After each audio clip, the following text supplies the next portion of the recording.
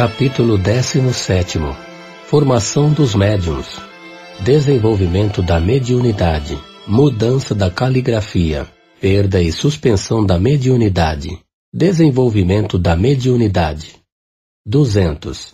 Ocupar-nos-emos especialmente aqui dos médiuns escreventes, porque esse gênero de mediunidade é o mais difundido e, de outra parte, porque é, ao mesmo tempo, o mais simples, o mais cômodo, o que dá os mais satisfatórios e mais completos resultados. É também aquele que todo mundo ambiciona. Infelizmente, não há, até o presente, nenhum diagnóstico que possa indicar, mesmo aproximadamente, que se possui esta faculdade. Os sinais físicos pelos quais certas pessoas acreditaram ver indícios, nada têm de certos.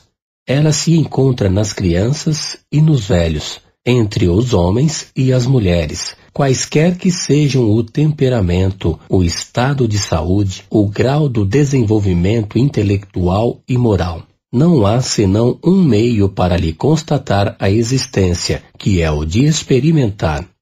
Pode-se obter a escrita, como vimos, por meio de cestas e pranchetas, ou diretamente pela mão. Este último modo, sendo o mais fácil e, pode-se dizer, o único empregado hoje, é ao que nos empenhamos em dar preferência.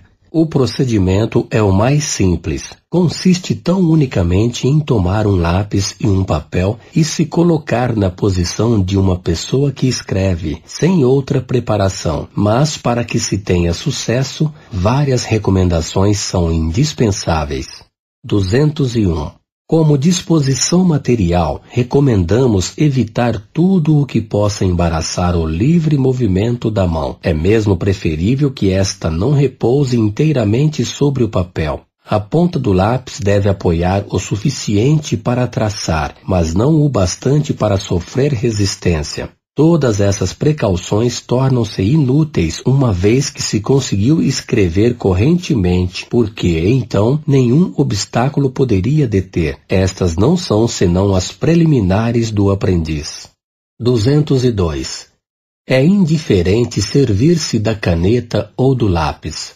Certos médiuns preferem a caneta, mas esta não pode convir senão àqueles que estão formados e que escrevem pausadamente. Há os que escrevem com tal velocidade que o uso da caneta seria quase impossível, ou pelo menos muito incômodo. Ocorre o mesmo quando a escrita é brusca e irregular, ou quando se comunicam espíritos violentos, que batem com a ponta e a quebram, destroçando o papel.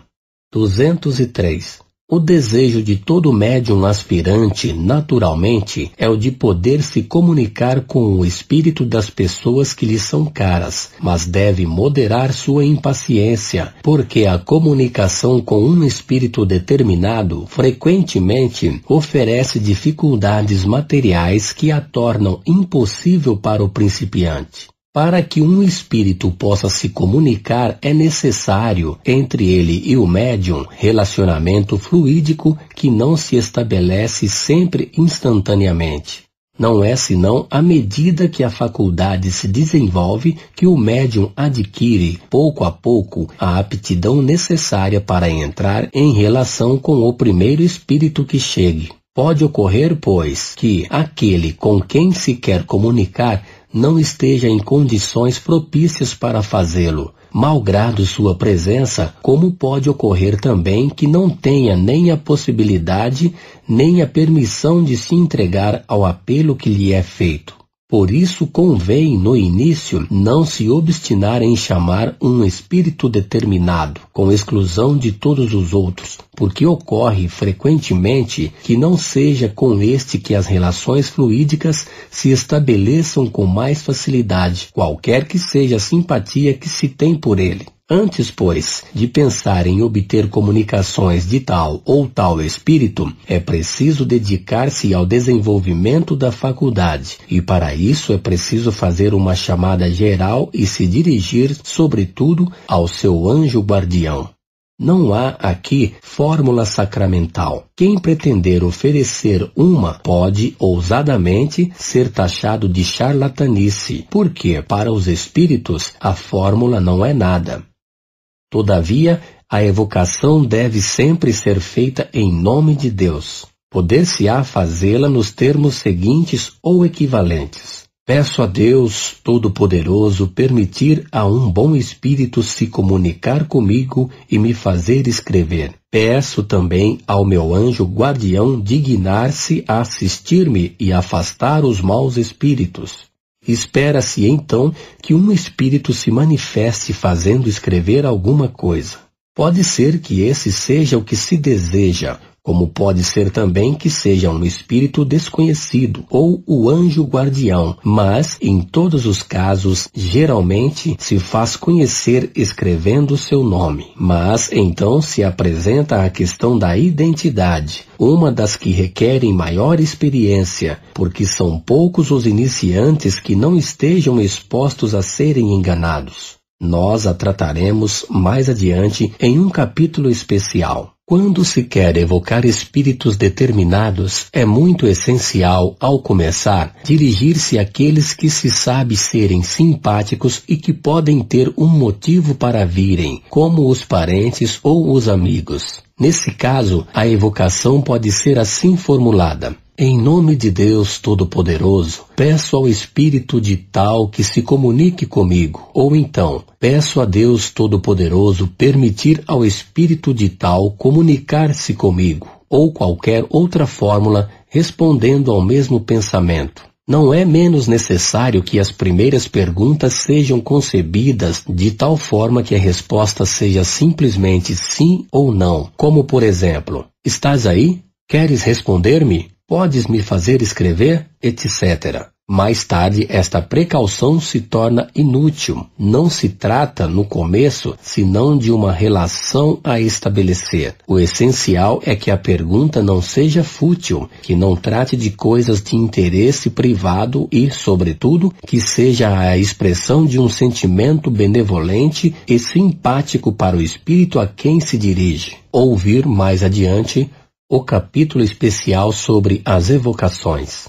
204. Uma coisa ainda mais importante do que o modo de chamar é a calma e o recolhimento unidos a um desejo ardente e à firme vontade de ser bem-sucedido. E por vontade não entendemos aqui uma vontade efêmera, que atua por intervalos e que a cada minuto se interrompe por outras preocupações, mas uma vontade séria, perseverante, contínua, sem impaciência nem desejo febril. O recolhimento é favorecido pela solidão, pelo silêncio e o afastamento de tudo que possa causar distrações. Não resta mais, então, do que uma coisa a fazer, que é a de renovar todos os dias as tentativas durante 10 minutos ou 1/4 de hora ou mais cada vez, e isso durante 15 dias, 1 mês, 2 meses ou mais, se for preciso. Conhecemos médiuns que não se formaram senão depois de 6 meses de exercício, enquanto que outros escrevem correntemente desde a primeira vez. 205. Para se evitarem tentativas inúteis, pode-se interrogar por um outro médium, um espírito sério e avançado. Mas deve-se notar que, quando colocada aos espíritos a questão de saber se é ou não médium, eles respondem quase sempre afirmativamente, o que não impede as tentativas de serem frequentemente infrutíferas. Isto se explica naturalmente. Faz-se ao espírito uma pergunta geral, e ele responde de um modo geral. Ora, como se sabe, nada é mais elástico do que a faculdade medianímica, uma vez que pode se apresentar sob as mais variadas formas e em graus muito diferentes. Pode-se, pois, ser médium sem o perceber e num sentido que não é aquele que se pensa. A esta pergunta vaga, sou médium? O espírito pode responder sim. A esta outra mais precisa, sou médium escrevente? Ele pode responder não. É preciso ter em conta também a natureza do espírito que se interroga. Há os tão levianos e tão ignorantes que respondem a torto e a direito como verdadeiros estouvados. Por isso dissemos para dirigir-se a espíritos esclarecidos, que respondem, em geral, voluntariamente a essas perguntas e indicam o melhor caminho a seguir, se há possibilidade de sucesso. 206. Um meio que, bastante frequentemente, é bem sucedido consiste em empregar, como auxiliar momentâneo, um bom médium escrevente flexível já formado. Se coloca sua mão ou seus dedos sobre a mão que deve escrever, é raro que esta não o faça imediatamente. Compreende-se o que se passa nesta circunstância. A mão que prende o lápis torna-se, de alguma sorte, um apêndice da mão do médium, como o seria uma cesta ou uma prancheta.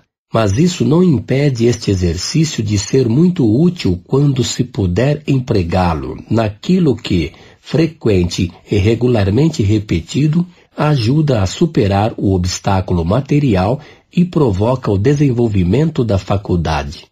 Basta ainda algumas vezes magnetizar fortemente com essa intenção o braço e a mão daquele que quer escrever.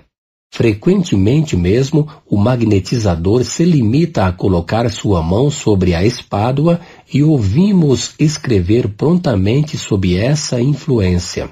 O mesmo efeito pode igualmente se produzir sem nenhum contato e só pelo fato da vontade. Concebe-se sem esforço que a confiança do magnetizador em sua própria força para produzir esse resultado deve desempenhar aqui um grande papel e que um magnetizador incrédulo teria pouca ou nenhuma ação. O concurso de um guia experimentado, de outra parte, é algumas vezes muito útil para fazer observar ao iniciante uma porção de pequenas precauções que, frequentemente, negligencia em detrimento da rapidez do progresso. Sobretudo para esclarecê-lo sobre a natureza das primeiras perguntas e a maneira de as colocar.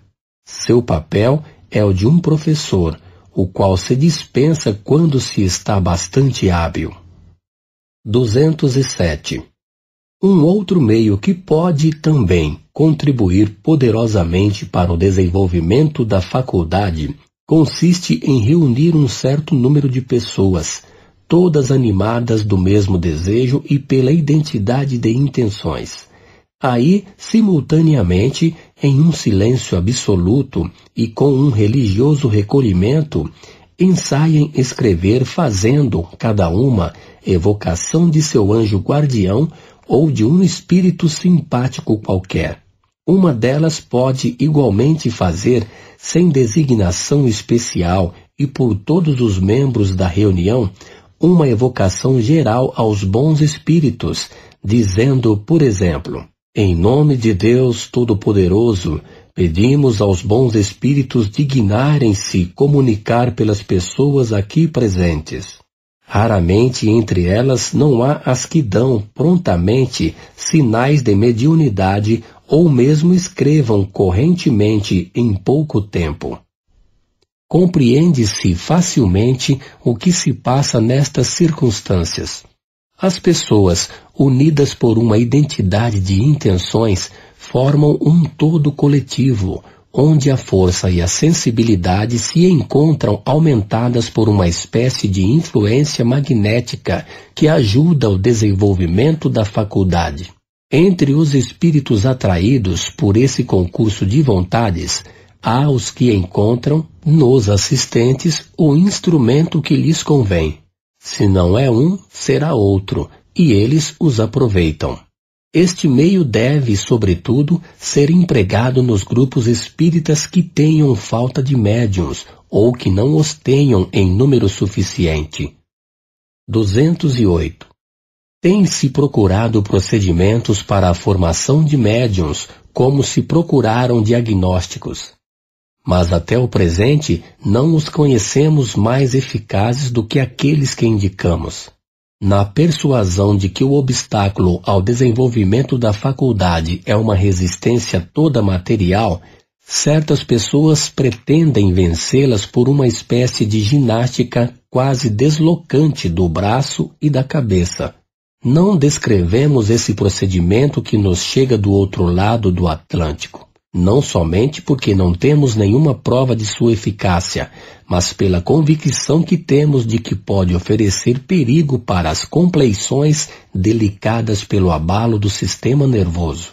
Se os rudimentos da faculdade não existem, nada poderia dá-los, mesmo a eletrização, que foi empregada sem sucesso com o mesmo objetivo. 209. A fé no médium novato não é uma condição rigorosa. Sem contradita, ela secunda os esforços, mas não é indispensável. A pureza de intenção, o desejo e a boa vontade bastam. Viram-se pessoas perfeitamente incrédulas ficarem muito admiradas por escreverem a seu malgrado, enquanto que crentes sinceros não o podem fazê-lo, o que prova que esta faculdade depende de uma predisposição orgânica. 210. O primeiro indício de uma disposição para se escrever é uma espécie de tremor no braço e na mão. Pouco a pouco a mão é arrastada por uma impulsão que não pode dominar. Frequentemente, ela não traça no início senão riscos insignificantes. Depois os caracteres se desenham mais e mais nitidamente, e a escrita acaba por adquirir a rapidez da escrita corrente. Em todos os casos, é preciso abandonar a mão ao seu movimento natural, não lhe transmitindo nem resistência, nem propulsão. Certos médiuns escrevem correntemente e com facilidade desde o início, algumas vezes mesmo desde a primeira sessão, o que é bastante raro. De outras vezes fazem, durante bastante tempo, barras e verdadeiros exercícios caligráficos. Os espíritos dizem que é para lhe soltar a mão. Se estes exercícios se prolongarem demais, ou degenerarem em sinais ridículos, não haverá dúvida de que é um espírito que se diverte, porque os bons espíritos não fazem jamais nada de inútil. Nesse caso, precisaria redobrar o fervor para chamar a assistência destes. Se, malgrado isso, não há mudança, é preciso deter-se desde que se percebe que não se obtém nada de sério. Pode-se recomeçar a tentativa cada dia, mas convém cessar aos primeiros sinais equivocados para não dar essa satisfação aos espíritos zombeteiros.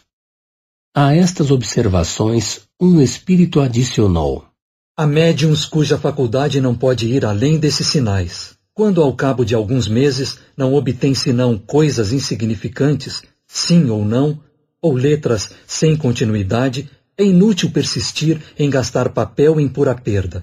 São médiuns, mas médiuns improdutivos. De resto, as primeiras comunicações obtidas não devem ser consideradas senão como exercícios que se confiam a espíritos secundários.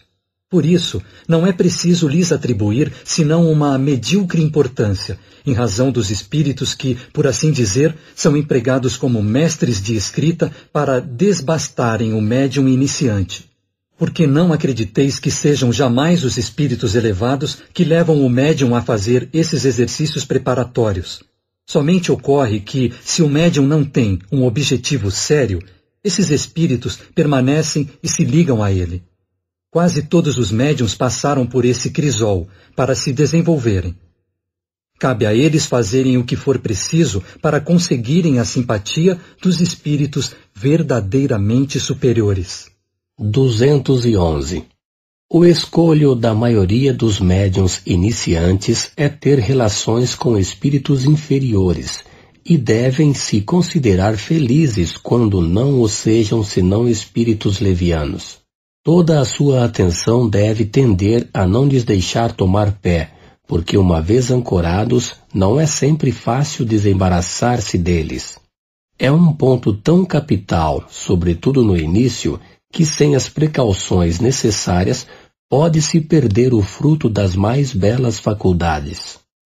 O primeiro ponto consiste em se colocar com uma fé sincera, sob a proteção de Deus, e reclamar a assistência de seu anjo guardião.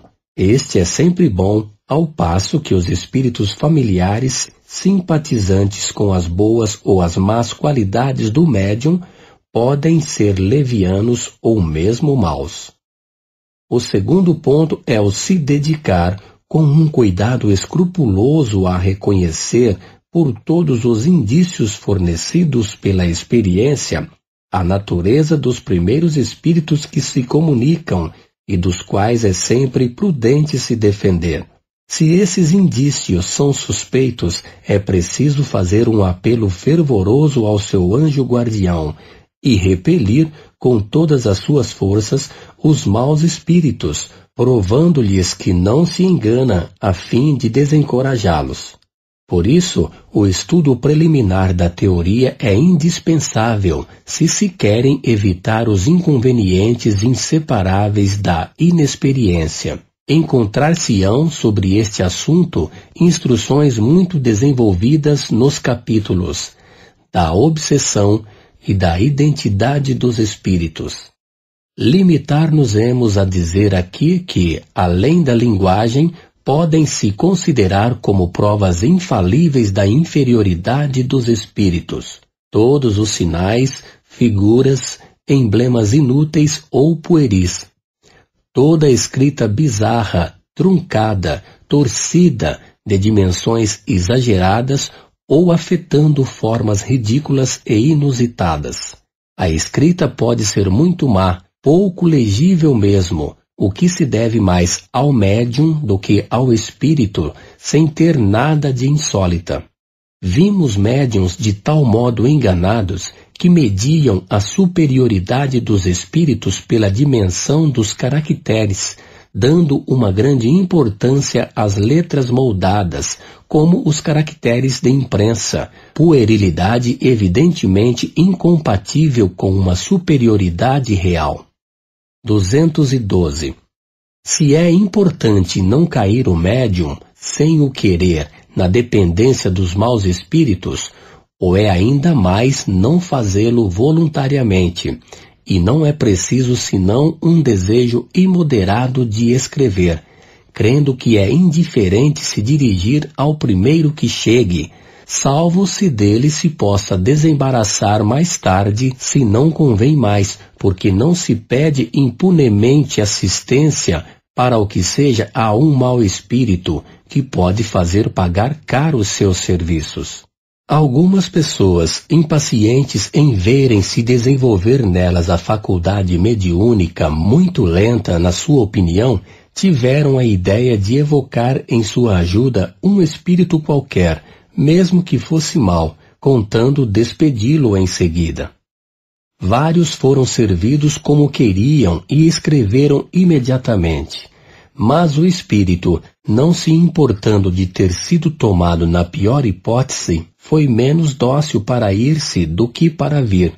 Conhecemos os que foram punidos pela sua presunção em se crerem bastante fortes para os afastarem à sua vontade, por anos de obsessões de toda espécie, pelas mistificações as mais ridículas, por uma fascinação tenaz e mesmo por infelicidades materiais e as mais cruéis decepções. O espírito se mostra primeiro abertamente mau, depois hipócrita, a fim de fazer acreditar em sua conversão, ou na pretendida força de seu subjugado para o perseguir à vontade. 213. A escrita é, às vezes, muito legível, as palavras e as letras perfeitamente destacadas. Mas, com certos médiuns, é difícil de decifrar por outro que não seja o que escreve. É preciso, para isso, adquirir o hábito. Com bastante frequência, é formada a traços largos. Os espíritos são pouco econômicos de papel. Quando uma palavra ou uma frase é muito pouco legível, pede-se ao espírito o favor de recomeçar, o que ele faz geralmente de boa vontade. Quando a escrita é habitualmente ilegível, mesmo para o médium, este chega quase sempre a obtê-la mais limpa por exercícios frequentes e firmes, empregando uma forte vontade e pedindo com ardor ao espírito para ser mais exato. Certos espíritos frequentemente adotam sinais convencionais que passam a usar nas reuniões habituais. Para indicar que uma pergunta lhe desagrada e que não quer respondê-la, farão, por exemplo, uma longa barra ou qualquer coisa equivalente. Quando o espírito terminou o que tinha a dizer ou não quer mais responder, a mão fica imóvel, e o médium, qualquer que seja sua força e sua vontade, não pode obter uma palavra a mais. Ao contrário, enquanto o espírito não tiver concluído, o lápis caminha sem que seja possível a mão deter-se. Se quer dizer espontaneamente alguma coisa, a mão toma convulsivamente o lápis e se põe a escrever sem poder a ela se opor. O médium, aliás, sente quase sempre em si alguma coisa que lhe indica se não há senão uma parada ou se o espírito terminou. É raro que não sinta quando este partiu. Tais são as explicações, as mais essenciais, que tínhamos a dar em relação ao desenvolvimento da psicografia. A experiência fará conhecer, na prática, certos detalhes que seria inútil referir aqui e para os quais os princípios gerais servirão de guia. Que muitos experimentem e se encontrarão mais médiuns do que se pensa. 214. Tudo o que acabamos de dizer se aplica à escrita mecânica. É a que todos os médiuns procuram obter com razão, mas o mecanismo puro é muito raro e, frequentemente, se mistura com a intuição. Tendo o médium a consciência daquilo que escreve, é naturalmente levado a duvidar da sua faculdade. Não sabe se aquilo vem dele ou de um espírito estranho. Não tem nada com que se inquietar e deve continuar mesmo assim. Que observe com atenção e reconhecerá facilmente naquilo que escreve uma porção de coisas que não estavam no seu pensamento, e mesmo que lhe são contrárias. Prova evidente que não vem dele, que continue, pois, e a dúvida se dissipará com a experiência. 215. Se não é dado ao médium ser exclusivamente mecânico, todas as tentativas para obter esse resultado serão infrutíferas, e estaria errado em se crer deserdado por isso. Se não está dotado senão da mediunidade intuitiva, é preciso que com ela se contente, e não deixará de propiciar-lhe grandes serviços, se sabe aproveitá-la e se não a repele. Se depois de tentativas inúteis, continuadas durante algum tempo, nenhum indício de movimento involuntário se produz, ou se esses movimentos são muito fracos para dar resultados, não se deve hesitar em escrever o primeiro pensamento que lhe é sugerido, sem se inquietar se vem dele ou de outra fonte estranha. A experiência lhe ensinará a fazer essa distinção. Ocorre a miúde, aliás, que o movimento mecânico se desenvolve ulteriormente. Dissemos anteriormente que há casos nos quais é indiferente saber se o pensamento vem do médium ou de um espírito estranho. É sobretudo quando um médium, puramente intuitivo ou inspirado, faz um trabalho de imaginação por si mesmo. Pouco importa que ele se atribua um pensamento que lhe foi sugerido. Se lhe vêm boas ideias, que agradeça ao seu bom gênio, e lhe serão sugeridas outras. Tal é a inspiração dos poetas, dos filósofos e dos sábios. 216. Suponhamos agora a faculdade medianímica completamente desenvolvida, que o médium escreve com facilidade. Que seja, em uma palavra, o que se chama um médium feito. Seria um grande erro de sua parte crer-se dispensado de qualquer outra instrução. Não venceu senão uma resistência material, e é agora que começam para ele as verdadeiras dificuldades, e tem, mais do que antes, necessidade de conselhos da prudência e da experiência, se não quiser cair nas 1000 armadilhas que lhe vão ser armadas. Se quiser muito cedo voar com suas próprias asas, não tardará em ser joguete dos espíritos mentirosos que procurarão explorar sua presunção. 217. Uma vez a faculdade desenvolvida no médium, é essencial que dela não abuse. A satisfação que ela proporciona a certos principiantes excita neles um entusiasmo que é importante moderar. Deve pensar que lhe é dada para o bem e não para satisfazer uma vã curiosidade. Por isso, é útil não se servir dela senão nos momentos oportunos, e não a cada instante. Não estando os espíritos constantemente às suas ordens, correm o risco de serem joguetes dos mistificadores. É bom adotar, nesse caso, dias e horas determinados, porque isso proporciona disposições de mais recolhimento, e os espíritos que quiserem vir acham-se prevenidos e, em consequência, estão mais dispostos. 218. Se, malgrado todas as tentativas, a mediunidade não se revelar de nenhum modo, será preciso renunciar a ela, como se renuncia a cantar quando não se tem voz. Aquele que não sabe uma língua, serve-se de um tradutor. É preciso fazer o mesmo, quer dizer, recorrer a outro médium.